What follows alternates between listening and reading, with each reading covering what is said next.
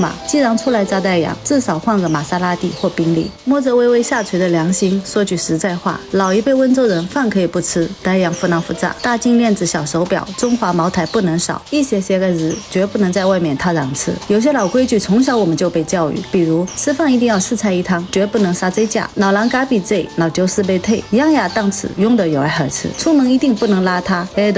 头发一定要磨丝木刺捏扎，皮鞋一定要擦起来阳光下下。说实话，80、90年代人靠衣裳马靠鞍，华丽的外表加上拼死一搏的勤劳，真的让温州人赚到了第一桶金，向先富起来的老一辈致敬。而现在的年轻一辈的温州富一代、富二代越来越低调。我认识的一个年收入500个 W 的温州新一代电商，出门骑小牛，衣服穿 Zara， 鞋子99块钱的多走路。他说衣服穿着够舒适，鞋子踏着像踩屎，自己舒服就好，别人怎么看不重要。Anyway， 我还是秀爷，不同的时势造就不同的英雄，每一代温州人都有不同的时代特色。不管温州现在是否风光不再，散落在世界各地的温州人一直是我心中永远的神。